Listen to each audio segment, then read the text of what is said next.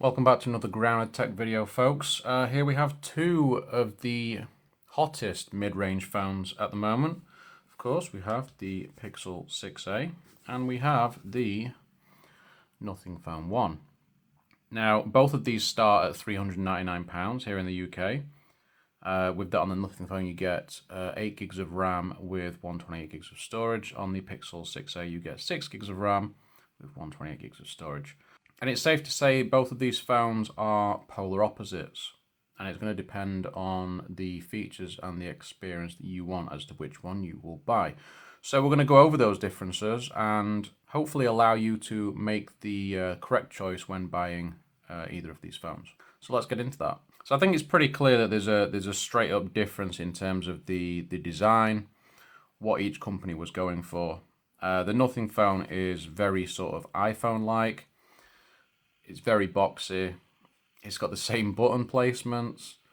And to be fair, it does feel pretty nice. It's a nice phone, uniform bezels, and a very, very flat screen. Can't really complain. And now, of course, the dog starts to throw his biscuits around and play. The Pixel 6a is quite different. It feels a little bit more rounded, and the screen feels a little bit more natural in the hand because obviously it's a bit smaller as well. Same design language as the Pixel 6. I actually think both phones have quite a nice design, to be honest, and it's just going to come down to preference on that front. But for me, the Pixel 6a just feels right in the hand. It really does. It's got such a good hand feel. But it'll come down to preference. And I think the Nothing Phone 1 actually has the cooler design. I do prefer the rounded edges of the Pixel 6a. It's slightly curved off on the display as well, more like a 2.5D glass. And it's a uniform design as well, so when you've got it down, there's no rocking around. To be fair with the Nothing Phone, even though you've got the cameras protruding slightly, on a surface like this, there's not much rocking. But when you have it on a hard table, you'd notice that even more. So, button placement as well, which I mentioned on the Nothing Phone already. On the Pixel, it's all on one side, as per usual. Power button at the top, volume rocker underneath. Now again, that's going to come down to preference. I'm not a fan of the choice of having the buttons on both sides. The problem I have is that I often go to press the power button and accidentally hit one of the other buttons at the same time. And I'll often take a screenshot by accident, and that is quite annoying. So that's just one thing to note on that front. We've seen a lot of chatter about screens with the Pixel 6a, and these phones could not be any more different. So on the Pixel 6a, we've got a 1080p OLED that runs at 60 Hz. Now, it's perfectly fine, and when certain people have mentioned that the phone is choppy and you know, 60 Hz is really noticeable, you actually get used to it very quickly. I'm used to 120 Hz. You know, I've been running an Xperia 5.2 at 120 Hz, and that phone is smooth as butter. And going to the Nothing Phone, also very smooth. The only difference is with the Nothing launch, the animations are a little bit slower. They've tried to go for a sort of iPhone, more of an iPhone style animation where it's a little bit slower just to make it feel even smoother. That just sort of drops the speed slightly when you're doing things, but otherwise it's a nice screen. It's 1080p, it's OLED, it gets much brighter than the Pixel 6a, and that is something that I do find a bit of a problem on the 6a. So I don't know if you can just see it quite there, but it does get quite a lot brighter. With the Nothing Phone, I tend to have it set around 50-ish%. On the Pixel 6a, I'm probably more around 75. In these sorts of conditions where I'm just in the room, average lighting, natural light. You know, that's an advantage for the Nothing Phone. If you're outdoors, the 6a could be a bit of an issue. The Nothing Phone, you're not going to have a problem with in that respect. Now, both of these have optical sensors. The good thing about the Pixel 6a straight away is that you can see that the area highlighted. It's quite easy to just do that. On the Nothing phone, for some reason, when it goes onto the always on display, that turns off. They turn that bit off. I don't quite know why they do that. You can sometimes guess where it is. I mean, I've just seen where it was, so that's easy enough. But quite often I'll place it slightly too high, slightly too low, and I'll miss it. It's a little bit easier on the 6A there. The other thing as well is that on the Nothing phone, it's very low down. It's very low down, and I don't like it being that low. It's a lot more natural having it sort of closer to the center of the screen, like the 6A, because it's naturally where your thumb goes. It's a bit easier, it's less strenuous, whereas when you're going down there, you have to hold it slightly different. I can feel my hand straining just to do that. But it does work quickly. It works quickly enough. It's good, it's solid. The 6A, there we go. Failed read. Just like that. Just like that. And then it works.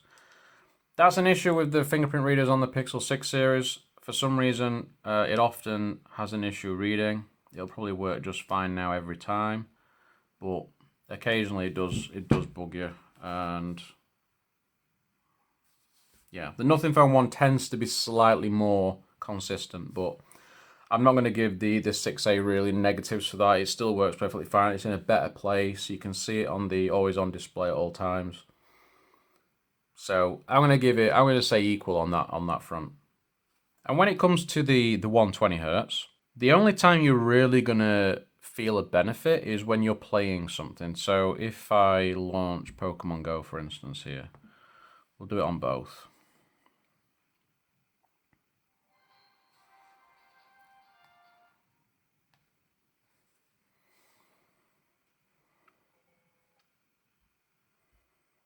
And you see they both launch very quickly. I mean, obviously the Pixel's got the tensor SoC. The Nothing phone has the Snapdragon 778G Plus. So very different chipsets. The Tensor more of a flagship chip, and the 778G Plus more of a mid-range chip designed for gaming and such. It's perfectly good. When you're playing something like this, Pokemon Go, 120 Hertz is beautiful, and it's really, really nice. For some reason, I've got different weathering. I don't know why. But it's... Oh my gosh, that was a terrible throw. I am not a Pokemon master. Right. It plays really nice. That you can tell straight away. It just feels nice to play. Now, on the 6A, the game plays fine, but you know that the game is running at 60 Hertz, right? If you're a gamer, you know this. You know, we all want high refresh rate screens and stuff. It's just better, right? So, on a game like this, even on a game like this, you will notice that 60 Hertz. Even when you're just like throwing a ball, it's a little bit more difficult to throw that accurately. So for gaming, if you are a gamer, the Nothing phone is going to be the one to go for. I think you'll have a generally better experience overall. I mean, sure, there's not going to be loads of games running at 120 Hertz, but even if you get something running at 90 Hertz, 90 FPS, that's going to be a better experience. And there's a lot of games that will work on with that fine. I think the bigger, flatter, brighter display, and I think as well sort of holding in hand, because it's rounded, quite rounded on the corners there, you don't actually feel it sort of sticking into your hands too much, and it's quite comfortable. The only thing I will say is that the speakers on the 6A are better. Now, when I say better, I'm not talking louder. Now, the speakers on the Nothing phone are definitely louder, but what I've found is that you get a lot of issues with the high end, in that it becomes unbearable to listen to. Now, I quite often listen to music in the bathroom when I'm in the shower, and I actually almost found it painful listening to the music on the Nothing phone. The lows aren't very good. It's very sort of high-end heavy, and that does become an issue. The Pixel doesn't get anywhere near as loud, but the quality of the sound that's coming out of it just seems better. I don't think a demonstration really matters too much because it's going to sound completely different through the microphones and on your end, depending on what you're listening through. So you'll just have to take my word on that. But that's my thoughts on the speakers, at least. I do find that the 6A speakers are perfectly loud enough, but they also give you better clarity. They're very similar to the Pixel 6 speakers, just obviously in a slightly smaller package. And you do have that sort of stereo sound. It comes out the bottom, and then you also have the sound coming out of the top grill as well. So one thing to just look at quickly as well is just the slight differences in the software experience. There's not many differences, let's put it that way. There are not many differences. Nothing went for a very bare bones approach. It's using very close to stock Android with some little tweaks here and there. And obviously Google's using a little bit of a different experience to a lot of players out there as well. More of a stock experience, but with a lot of customizations and Pixel exclusive features that are really nice to have and actually make the 6A feel like a true smartphone. It's doing a lot of things that are very, very helpful. So if you want features, the 6A is going to be very, very good. The Nothing Phone doesn't really have the features that the Pixel has, not even close, but it still has a very, very smooth, if somewhat basic, experience. Now, if we just bring the drop-down menu here, the action center, you've got the toggles here, and you can just see a slight difference there straight away. So the Nothing Phone has these big icons up here, which are pretty cool. I mean, if we just hook up these Galaxy Buds 2,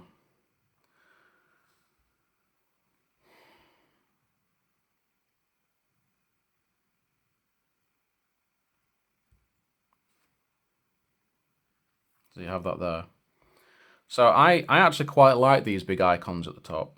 I think they're pretty cool. So you can also swipe through that as well, which I think is pretty useful. So you've got Wi-Fi there.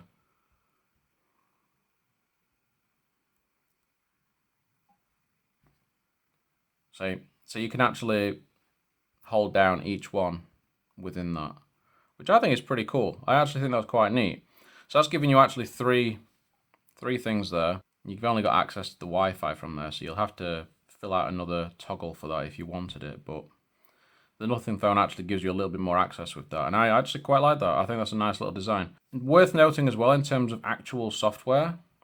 Now, both of these phones are up to date on security.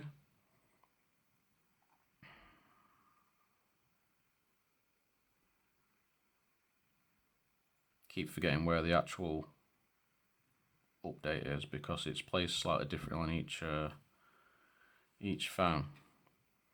Oh yeah, so actually the Pixel is more up to date at the minute just because the Pixel got Android 13 last night, which I was not expecting.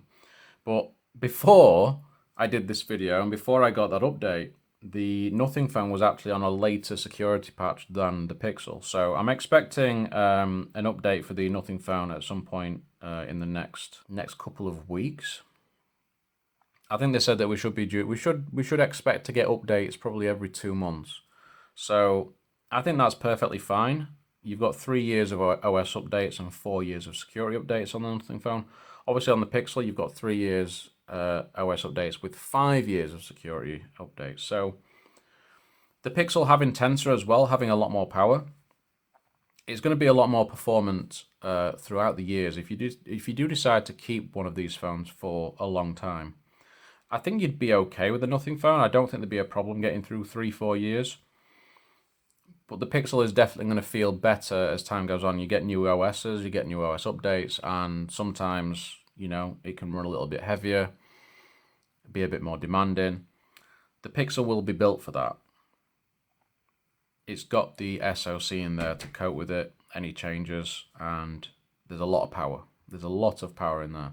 It's worth noting as well, call quality, network coverage and quality has been absolutely spot on with both of these phones. You may notice, to be fair, when you're looking at the Wi-Fi icon there, it looks like the Pixel 6a is not getting as strong a signal as the Nothing phone. So we'll do a speed test on the Wi-Fi here. There's nothing else running on the Wi-Fi at the minute other than these two phones. So I'll quickly just do the Nothing phone on its own first.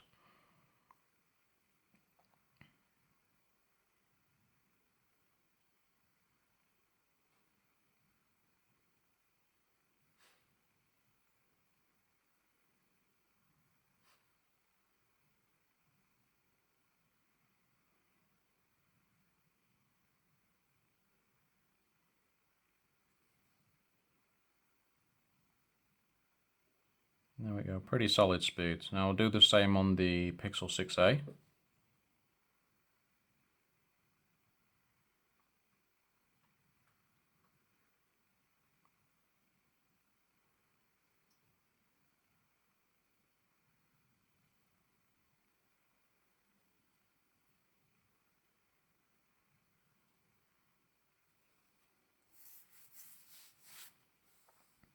So a little bit of a difference there. I mean, the router is upstairs in a bedroom, and that is, you know, it's not too far away, but it seems to be far away enough to affect the strength on the Pixel 6a. So it seems like the Nothing phone does have slightly stronger Wi-Fi. I've had issues at times where I've been playing games like Mobile Legends, when I've been playing down here on the sofa, and the connection sort of slightly drops. And I get that on my Xperia as well, so I don't think it's necessarily a tensor issue. But yeah, sometimes just the antennas in there just don't quite pick up things as well. So the Nothing phone seems a little bit better there on the Wi-Fi, but I mean at those speeds, it's still very, very good. It's not much difference, but it's there. It's worth noting. On the charging front as well, it is worth mentioning that the Nothing phone actually has wireless charging. So if you have a wireless charger like I do, you can use that. Granted, it's only at 15 watts, but it is there as an option. The 6A doesn't have wireless charging at all. On to one of the biggest differences with these two phones. Now, cameras. Cameras. We all know the Pixel is great with cameras. That's one of the main reasons people buy a Pixel. We've gone back to dual 12 megapixel sensors on this phone, a bit like the Pixels of old. Very consistent sensors, very consistent output. I'm going to put some images on screen for you as well so you can actually see that. And yeah, always consistent, great low light shots. We've got a wide and an ultra wide. Yeah, there's nothing more to say really on the Pixel front because the Pixels are just so good. For very casual photo takers, you know that a casual user is still going to get a great image regardless. Now the Nothing phone has a very similar setup. It's got bigger sensors. We've got two 50 megapixel sensors, wide and ultra wide. And whilst the photos do come out quite nice sometimes, I actually do quite like the output. It can still be a little bit inconsistent. It can sometimes be grainy. It can sometimes be a little bit blurry. I don't know if that's an issue with the processing, because sometimes I can take the exact same shot and one picture will come out looking absolutely horrific, and then the next one will be absolutely fine. And there's no difference in terms of the focal point or anything like that. So it's a little bit inconsistent, but I do like the output. The main difference with sort of the color science as well, the Nothing phone tends to come out a little bit cooler. I'll chuck a couple of images up on the screen to just show you the difference between the 6A and the Nothing phone, and you can see the difference quite easily. I mean, you might even like the images out of the Nothing phone more than you do the Pixel 6 in some cases, because a lot of the photos are pretty good. But in terms of consistency and for most users, the Pixel 6 camera is going to be more straightforward. It just is. One thing you do get on the Nothing phone is you do have an expert mode where you can change a bunch of settings. We've got RAW settings as well if you want some RAW files.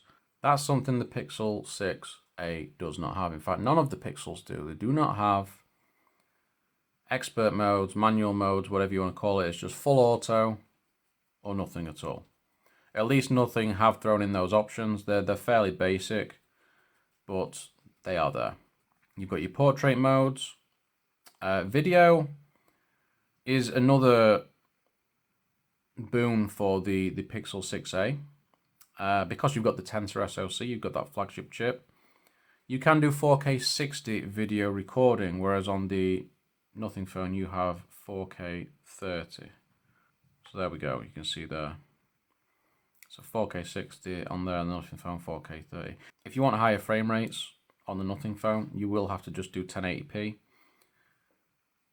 But yeah, video on the Pixel 6a is fantastic. You get really good quality, and it's in a £399 phone. There's not a lot there's nothing else that can compete with that on the Android front. So that's a fantastic thing to have. So you just know that you'll have very high quality footage, and stabilization is also very, very good on the Pixel. And both phones started to get a little bit warm there, just having the video on. The Pixel's slightly warmer. Tensor does run a bit warmer. If you've got a flagship chip, you are going to have more heat generated, and especially when you're doing something more intensive like 4K 60. That will be a little bit more noticeable on the Pixel. But both phones do heat up quite a bit when you're doing something more intensive like gaming. So we've covered just about all of the important features with the phones, and they are, as I say, very, very different devices. So you're going to have to decide what you want from a phone. If you want a phone that's good for media, that's good for gaming, that has a nice design, faster charging speeds, wireless charging, little quality of life things like that, the Nothing phone is a very good choice. It has all those bases covered. And whilst it doesn't do the things that the Pixel 6a does as well, it still has a very slick OS. You know, there's no stutter in that generally. You do have occasional hang-ups, but I think that's partly down to just having a mid-range SoC. It's definitely not going to be anything close to the kind of poor experience that you'll get on a Samsung, which in this price range would be a Galaxy A53. You're going to get all of the Pixel feature updates as time goes on because you've got that Tensor SoC. So all of the updates that come soon for the Pixel 7 series will come to this phone. Now, you don't get that with many phones. If, say, you have maybe a Samsung in many cases, or in the prime example would be iPhones. They don't tend to give features to the previous generation of phones. On an iPhone, you'll get the OS updates, and you'll get them for a very long time, but you will not get those features that roll out. And there's always some sort of excuse. You don't have that with the Pixel. You will get the new features. They had a feature roll out on the Pixel 6a in a similar vein to Magic Eraser called Camouflage, which allows you to change the color of certain items to blend them in a bit better. And this actually has that before the Pixel 6 and 6 Pro, which is really cool. So you've got lots of little features like that. You've got now playing, you've got screen calling, and these are all things that you only have on a Pixel. And these things make such a difference until you actually have a Pixel and you start using these features, because a lot of these features are automatic as well. You will actually end up loving it.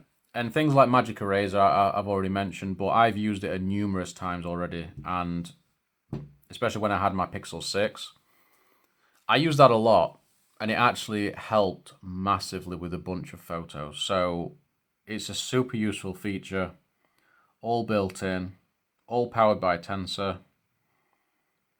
There's a lot to like. So you'll have to decide. I honestly think the Pixel 6a is the better all-round phone for the majority of people.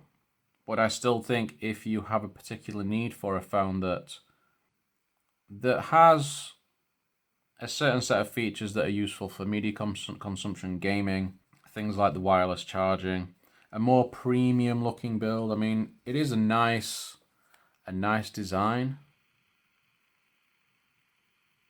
But for me, I feel like the Pixel 6a is the better option. And of course, if you want something that's a little bit different with the lights, it might seem a little bit gimmicky, but I actually quite like it.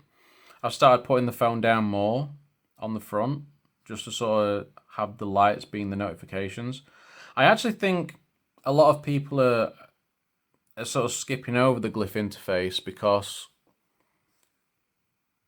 they think it's a little bit of a gimmick. I also think it is slightly a gimmick for people generally, but I also think that it is quite an important accessibility feature, which I don't think many people have mentioned. If you are someone, say, who is visually impaired or even hard of hearing, then something like this might actually help you out. If you're visually impaired to the point where you are maybe partially sighted and you struggle to find your phone quite often when it's ringing, something like this 6A, for instance, you're not going to see that phone stand out. Obviously, you could get it in white. White will probably stand out a little bit more. But if you have a phone that literally lights up and flashes when it's going off, that's actually an important thing for somebody who's visually impaired to have. Now, I realize it's probably not that practical in regards to being an accessibility feature. It might help people that are hard of hearing more so. And the Pixel 6a, or all Pixels, have a lot of really neat software features that will help people that are impaired in some way. It's going to have to come down to what you think will be the most useful for you. But I think it's a neat feature. I like the glyphs. I just like playing ringtones on there because it also lights up with your custom ringtones as well. I think it's pretty neat. But if I was choosing personally which phone of these that I would have, I would take the Pixel. What do you guys think? By the way, if you have any questions that you would like answering down below, anything that you don't find in this video, please just go ahead, leave those comments. I will get back to you as quickly as I can. So what do you think there, guys? Two phones, mid-range, some great mid-range options these days. I've got to say, like, mid-range phones now are so much better than they used to be. Like, you can really get by. I mean, if I had only a Pixel 6a, I would genuinely be completely happy. It's such a good phone. And the Nothing phone's got a lot going for it as well. So, let me know your thoughts down in the comments. If you've enjoyed the video, I'd appreciate you sharing it out. Until the next one, stay grounded. I'll see you soon.